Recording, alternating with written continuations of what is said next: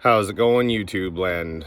So today is the day that we're going to change the stock air intake on a 2016 Ram 3500. So I'm going to install an S&B kit. If it looks like I'm dreading this, it's because I am. Ram decided to put this system, actually, that system there, the Ram Active Air. So if you don't know what that does, there's a little flap inside that can either draw air from the fender well or the front of the truck, or in really crappy weather, a lot of rain, a lot of snow, it'll be half open on each to allow the best airflow with the minimal amount of crap in it. So I have issues with the factory system. The factory system actually doesn't work too bad, but I'll just show you. So when I bought this truck, it had 162 or 3,000 kilometers, so 100,000 miles. And that one's broken. That one's broken. That one's broken. Ram also uses that strap, which is not stainless, and they start rusting. I've seen it on a couple of my buddies' trucks. And if you can see down there by my turbo, that one is rotted away. So that's the main issue that I have with these.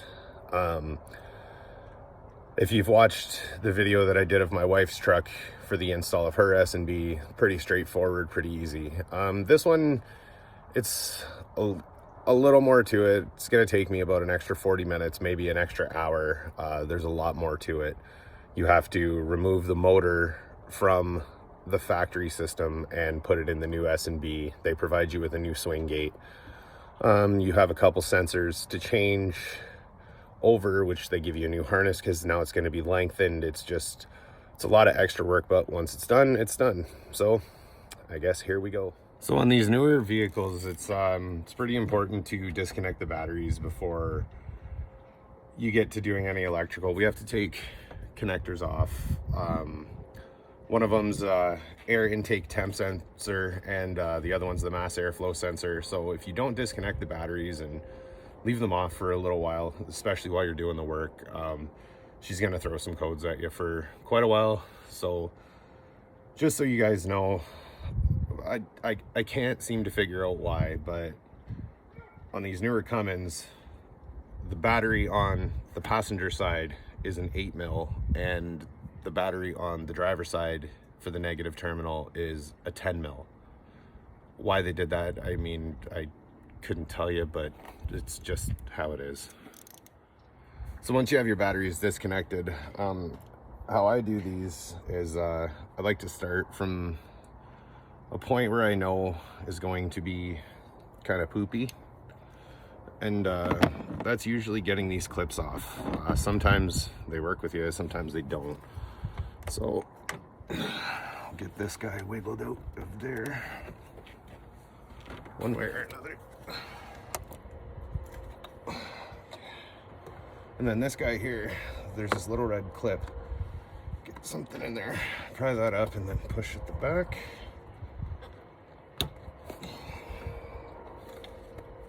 Kind of a pain because they don't really like to come out. There we go.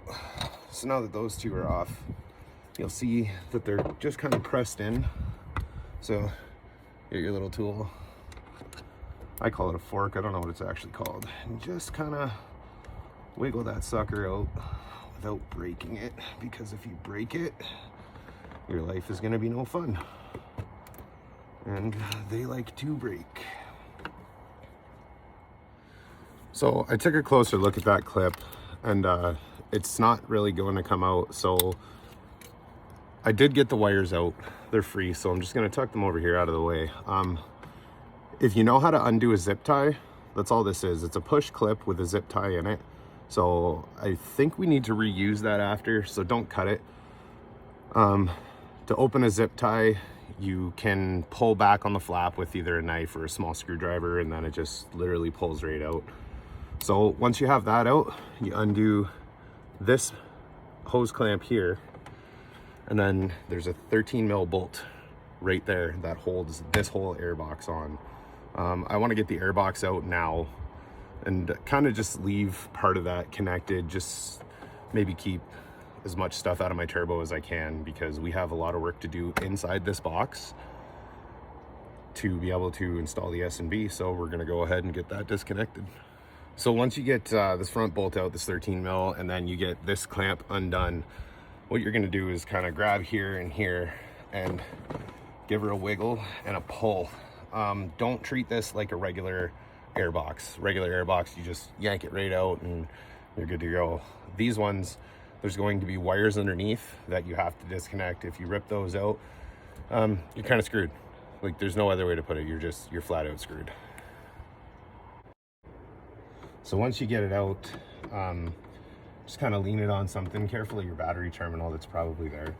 You're gonna see a box right here, and then another little push clip at the back that you need to get in. Kind of figure a way to pry that bad boy out, which comes out relatively easy. And then there's another wire right there that you have to disconnect. So you disconnect that, and then we're gonna start making the old switcheroo parts. So now that we got her out of there, it's kind of a little bit of a struggle, but it's very doable. We are gonna remove these two sensors. These are 7 mil on each of them. And then we're gonna proceed after that. We're gonna set these aside. These get reused, both of the sensors. There's a slot in the holes, or the intake tube for the S&B. So once we get those out, we'll set them aside, put them on the toolbox or somewhere safe, and then we're gonna take out the 3 bolts that hold this cover down where the air filter is. So originally I wasn't even gonna change my intake to the S&B. Like I said, the system was pretty decent to begin with, but once I noticed the cracks on here, on this lid, I was just kind of mortified at that they would put such a crappy product on such an expensive truck. So yeah, this air filter is actually probably only has maybe 3,000 kilometers on it, and still already all the debris that gets in there. Yeah, so now we get to the fun part inside here. So what you're gonna see is you're gonna see that motor. That motor, you got to take these off. They're a T27, which is a torque spit, and then it's gonna disconnect from inside here. These parts right here, I don't believe are getting reused, if I remember right, from last time I installed one of these. It's been a minute.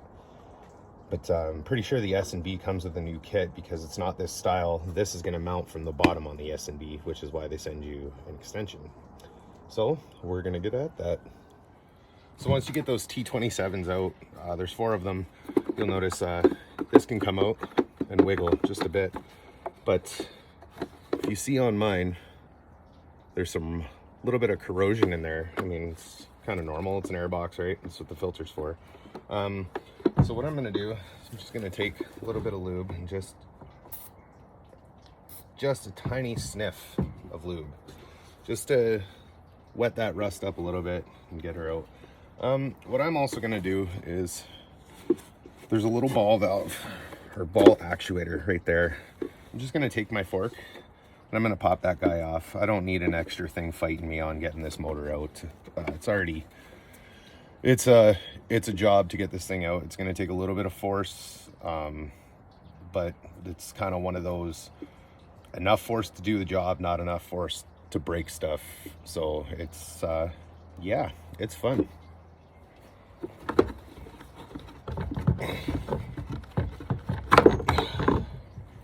All right, so we got that swing door off. That is very, very, very difficult. So if you notice that it's pretty gross. So I, in good conscience, am not gonna reinstall that as it sits into my vehicle into a brand new kit. So what I'm gonna do is I'm just gonna take the wire brush and a rag. I'm gonna clean this up, make it pretty before I install it. So now that we've got that about as clean as we can get it, it's time to install it onto the new airbox. It looks dinky compared to even the one on my wife's half ton, but it's just how it's designed. So what you're gonna do now is, comes with a kit, all new hardware and spacers, because there's a very large gap inside. So you're gonna have to put the spacers in and then thread these bolts in. The one thing S&B did that is probably the only thing I'm not a fan of is they used Phillips screws for this part. I'm not a fan of using screws in automotive. Never have, never will. Same with vice grips. I try to never use vice grips as just a general rule of thumb. One of my uncles growing up was a mechanic, and I put vice grips on something on his car, and yeah, I got a cuff upside my head for that one.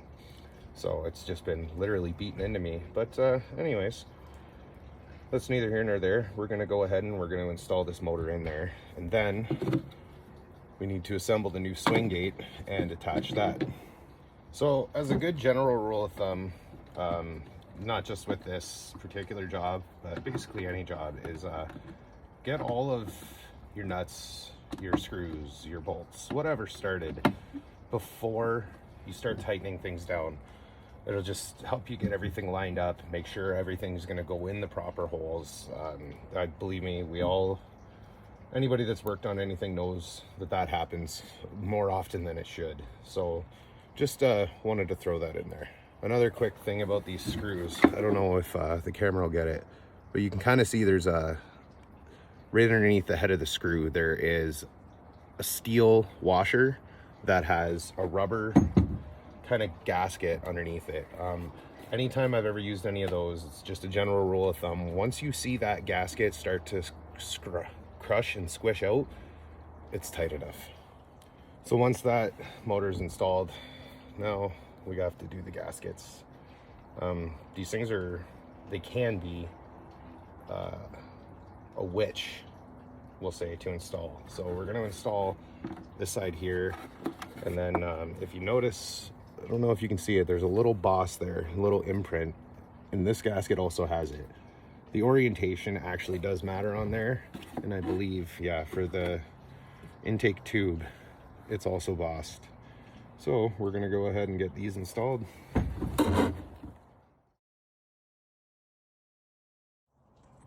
They're not the most fun things to install, but they are manageable.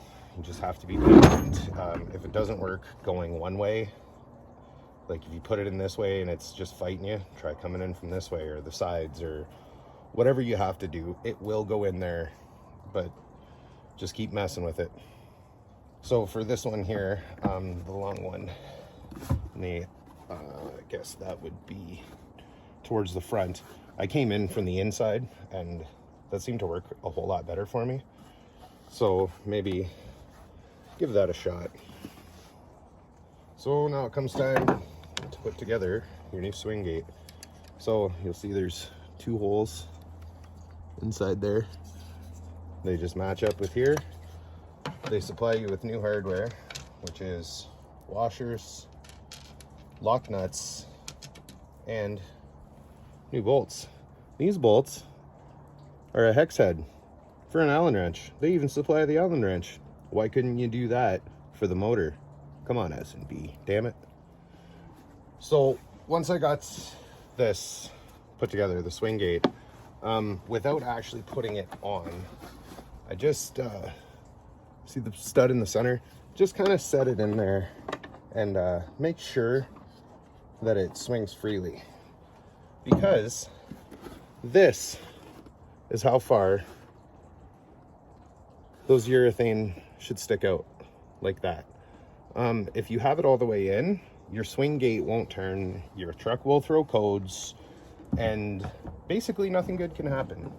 So I do this every time. I always forget that step, but it is what it is. So before we go ahead and install the swing gate, I'm gonna throw this last urethane in before I put that in there, just so that way it's in. And I'm like, what you don't really want to disturb that swing gate as much as you can manage to not disturb it. It's a semi-sensitive part, so they say. I've seen them go sideways and sour, and just nothing good has ever happened. So if you don't have that installed, it can't get bumped around, is my theory. So this one here, of course it's a nightmare because it's made to be almost an airtight fit. So it takes a little bit of working in, and if you're not making a YouTube video, probably some cursing and swearing. But there she is, she's installed. So now we're gonna go ahead and install this swing gate. So what is gonna happen with this is it's slotted here. It's around there, and there's a slot here. What you'll notice on that stud is there's also a slot. So what you need to do is you line up the slots and push down gently. I mean, push down, but just don't pound it. Push down until you hear and feel a click. Once that click is there, do not try to remove this, because something's gonna get damaged and you just wasted $500 for nothing, because now you need to go get a new one of those or a new one of these. Neither one of them are cheap. Once you push it on there, that's what it'll look like. And then it has the ability to swing back and forth at its leisure. Just give it a little tug.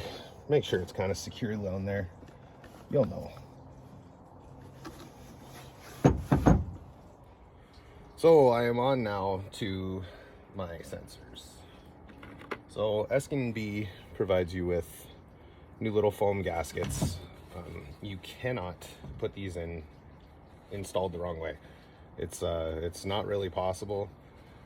One of them has 2 bolts, one of them has 1 bolt. So if you try to just put this in without the gasket, it will leak. So try not to do that. Also, I just noticed when putting on this gasket, it is one directional, which is kind of nice. S&B did a good job with that design. If you try to put the gasket on wrong, your holes won't line up, which means you can't install it incorrectly into the intake horn. So that one goes there, and then we'll do this right now. Throw this gasket to the intake temp sensor, like so, and then just line it up. They also supply you with more Phillips head screws. Fun times. So I got those installed, and the next step for the S&B usually is installing the hose onto that bung for your crankcase vent. I made a video previously. Most of it didn't show up because my phone got smashed. Mine is deleted. I deleted the crankcase vent, I rerouted it, and I installed this plug instead of having a hose that goes to the vent. And I'm gonna show you why. So yes, my truck is deleted. Yes, I did reroute the crankcase vent all the way over there. Not because I'm some, asshole that hates the environment or anything like that. If you have a look at that turbo, all that black on there, that is from the crankcase vent.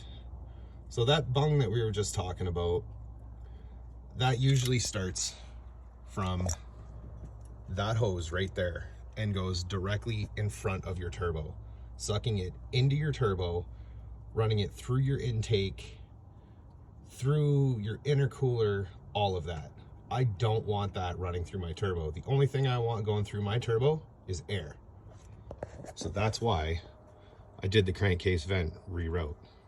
So if you already have your crankcase vent done, then tank your plug out you'll notice there's two different sizes on this. Your plug will go in the smaller side, throw a hose clamp on that, and then you can either trim this hose before you put it on the bung or just leave it long. Me personally, I'm gonna trim it. So now we got her installed, cut down, no problems. Now it is time to get this sucker mounted in here, which if you've ever put those in, sometimes they like to fight. Sometimes they go in nice and easy. Just wiggle, twist, kind of do whatever you got to do to get her in there. This one went way easier than any one I have ever put in there. So once that's in there, the next step is going to be to take this extension lead that they give you. This is for the swing gate motor, because now that the swing gate motor is relocated, it won't be able to fit with just the factory setup. So just take the bottom right here where it plugs in. It can only go in one way, and if you look, there's a tab on this side, not on that side. So get this sucker plugged in there, push till you hear that little click, and that's it. Now we have fully changed this over to an S&B system. So now it's time to head back to the front of the truck and get her put into the truck. All right guys, so we're back out in front of the truck. This sensor here that is for the swing gate, this clip here was way down at the end before, so I just kind of loosened that zip tie part of it a little bit, moved it to the front. You'll notice that there's a hole on the new S&B box that this should go into, I think, if I remember right, and then plug it in, and it's basically just install, plug and play at this point. So let's have at her.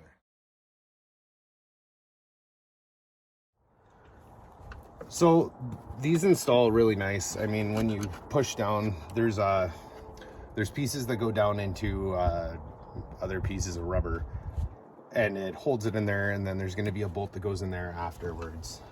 I went ahead and I installed the boot onto the turbo first, and then the horn kind of just slid right in. It was one of the nicest installs ever. Caveat to that is that lead that I put on, that little clip does not reach the hole in the front. There's a way to do it. You gotta undo the wiring, everything else. I don't feel like doing that. I think it's a waste of time.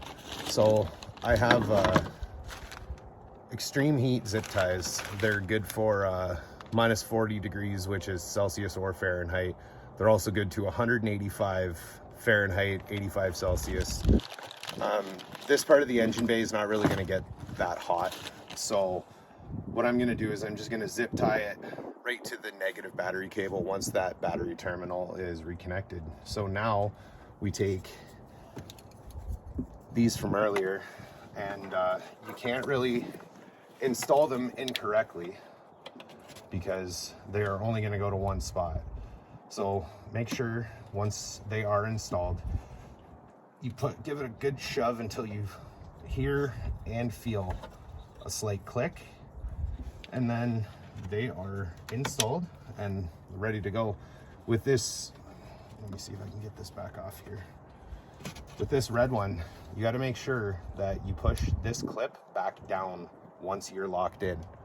It's just an extra safety measure. It's a very important sensor.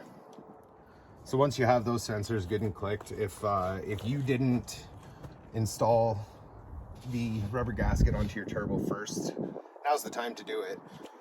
If you did, then just make sure the intake horn is in as far as it needs to be, and then you tighten up the two hose clamps that attach it to the turbo, and then it's going to be time to secure the box, add the air filter. So once you get your new hose clamps installed, by the way guys, everything on this kit is stainless steel. The factory stuff is not stainless, it's regular steel. Regular steel rots. If you ever want to test if something's stainless or just cold rolled, whatever other kind of steel, put a magnet to it. If it's magnetized, it is not stainless. Stainless, aluminum, copper, they are non-ferrous metals. They are not magnetic. So a good thing to get into the habit of doing is grab the horn once it's all installed, give it a little tug. It should not come off the turbo at all. Give it a little shake. You'll notice the rubber boot that goes on there stays on there. That's what you want. The boot will move, the horn will not. So now that we've got everything connected, it's connected to the turbo and it's almost done being connected to the truck. So now S&B supplies a new, and again, Allen wrench. This goes right into the front. Move the camera. Into that hole right here. Goes right into the cross member of the truck. If you look at your parts lists, tools that you're gonna need for your kit, I've seen a couple different ones on this that says this is supposed to be a 3/16 Allen wrench. That is incorrect. Do not use a 3/16 Allen wrench. This is a 5 mil and it fits perfectly with no flop. You do not want to strip this ever. You don't want to strip anything, but especially an Allen wrench. They are a nightmare to get off. So do yourself a favor, use a 5 mil. So something I just noticed that kind of disappointed in is that new bolt that they sent. Yeah, it's stainless, but it doesn't come with a washer of any type, and it kind of sits a little tight there. So that's something I'm going to be monitoring a little bit, and if I feel that it needs a washer, then it's just going to be a quick little jaunt, get that sucker out of there and put a washer in there, because I mean, last thing you want is your airbox flopping around. So now it's time for the new filter, which is just so pretty. These things come in two different styles. They come in cotton cleanable, which is what this is. You'll notice they pre-oil it and everything else, and you get, I believe it's called cotton non-reusable, or I don't know, something else. Get the reusable one.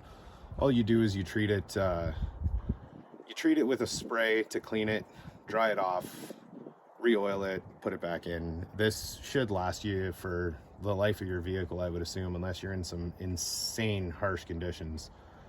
So now we install this bad boy. Once you have your air filter installed, good practice, just kind of grab it and try to twist it a little bit. You should see the horn move slightly. Another thing to watch for, there's an S&B logo that's right here. Try to keep that vertical, straight up and down, because your swing gate motor, it needs that little bit of clearance to move back and forth between the two. Also, thing I forgot to mention, those silicone gaskets that we put in on the side and on the front, they are gonna touch pieces of foam that are installed in the factory.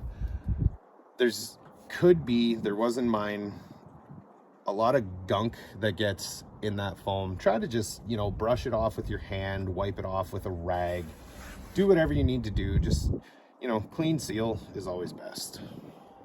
So if anybody watched the video of the 1500 gram S&B install, there was a rubber gasket that goes right on the inside lip of this. Well, on the Cummins, it actually wraps right on the plexiglass, which is kind of nice.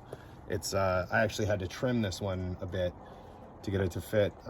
So far, the only thing I'm noticing with this kit that I'm not a huge fan of is the plexiglass on my wife's is just perfect. It's mint. This one's got some flaws in it. It's just from the water jet, but I don't know. Seems to me that it should be not passing quality control like that, but what do I know? So again, just like I said earlier in this video, get all 4 corners started, just a couple threads. That way you know everything's gonna fit before you tighten everything down. Because like that one right there doesn't want to fit. So now it's easy just to Give her a little slide over, start her a couple threads, come back to this one, another little slide over, couple threads, boom, there it is. So now I'm gonna button this up, reconnect both of my batteries, and we're good to go. Hope this helps.